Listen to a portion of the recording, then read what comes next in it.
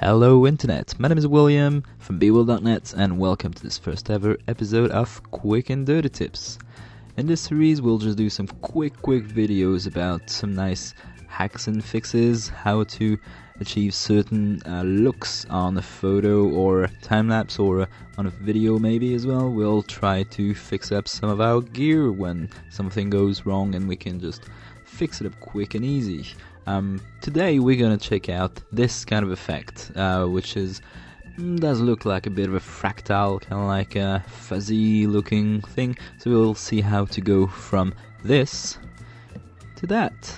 It's very simple, and you don't need a lot of time, a lot of skills. It's very simple. So we're gonna start up right now by opening a new document with Command N, for example, and OK and A4, it's all good.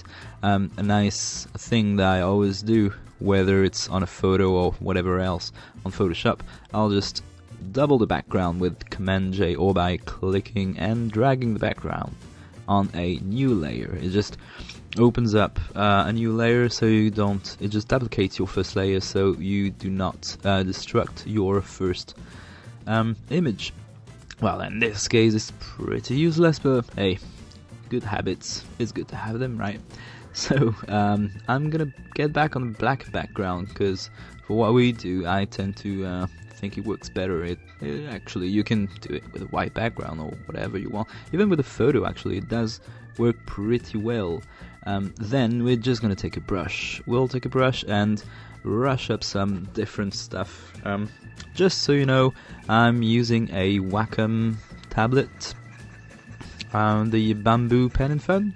It's very small, so you can carry it around pretty much anywhere. It was quite cheap as well, and it does the work perfectly. I mean, I really like it. If you don't have one, go check it out. It's one of the cheapest ones Wacom do have, and God knows they can be very expensive. So yeah, you just get your lines here and there. You just paint out some kind of weird stuff that would look like conceptual art or some kind of contemporary art. Yeah. This is not something I would sell for a billion in a gallery, but hey, I'm a photographer, not a painter, as you can see. So I would recommend you to use some kind of bright colors. You can help yourself with the swatches by loading something in the palette that's nicely looking. As you can see, these colors don't really fit well together, but I'm actually exploring what can be done with this kind of effect. So I think we're gonna stop just right there. I'm just gonna duplicate the layer just so we can see from what we've started. So now let's say that is all done for the coloring parts. The first step we're going to take is to go through the filters. We're going to use the blur, the radial blur. The amount has to be as 100 at 100. You're going to use the zoom method, and the best quality, might as well. It's free and it's not that long, that much more longer to achieve. So let's just let it go through. You're gonna have to repeat this step a couple of times. Generally I just blur it 2 to 3 times, really depends, but you're more than welcome to experiment and to see how blurring it out a bit more would take the whole thing where it would take you.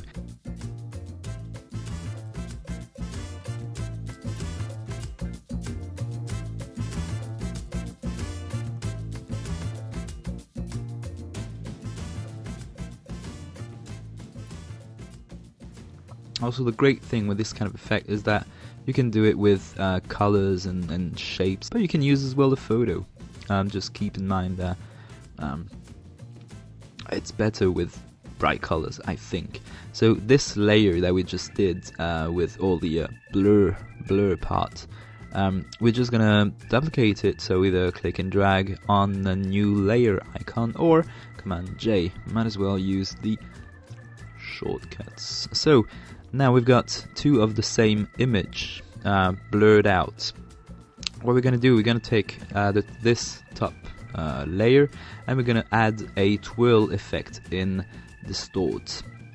Twirl, and this is how the twirl works. Basically, if you put 0, it's just gonna look as it is right now, but the more I'm gonna twirl it on the right hand side, it's gonna go clockwise, left hand side counterclockwise, you guessed it. So I'm just gonna keep within some decent numbers. For example, 140. If you go further, 200, I'd say it might look a bit odd, but once again, I haven't tried it out with every settings, so I'm not entirely sure how you can put it off, but you're more than welcome to show me if you do it. So this bottom layer that we have left untouched so far, we just twirled that one. Now the bottom layer, we're gonna apply the same effect, keeping in mind that twirl that we've put 140. Now what we're gonna do is apply the same effect, but the opposite. So minus 140. So it's gonna go counterclockwise this time. So I've got two of the same photo, it's just that one is going clockwise, the other counterclockwise, simply. So now the last step, and it is the last step, we're just gonna take the top layer and change the blending mode. The blending mode is just gonna let us see through the first onto the second layer. The one that you're gonna choose is gonna depend on what your first image look like. Well, the image you've got.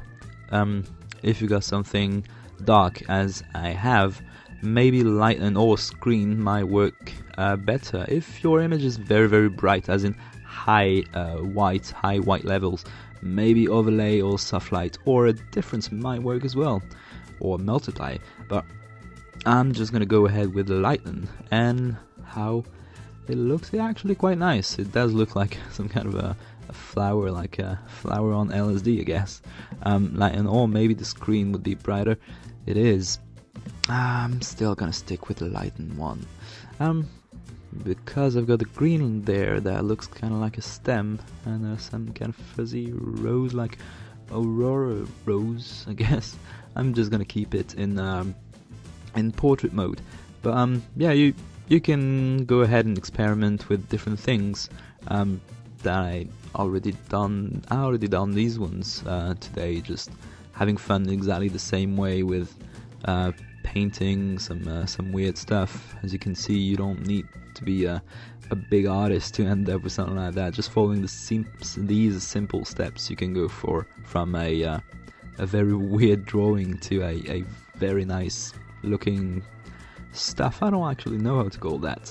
So here we are. That's about it. We went from this to that by just applying some radial blur, some twirl, duplicating and twirling one and the other in the opposite, and then just blending differently the top layer to the bottom one.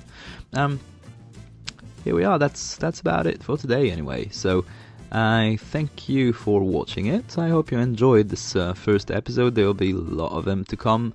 I'm preparing as well a lot of other things about photography, about the history of photography. I'm not gonna tell everything about it yet, but you will see. So please do not hesitate to subscribe. Let me know what you think in the comments, and by all means, if you enjoyed the tutorial and are gonna play out, if you're gonna play out with that, let me know what you ended up with. As I said, you can play around with photos as well, so please post them in the comments. Alrighty, so that was William from BeWill.net. Until next time, take it easy.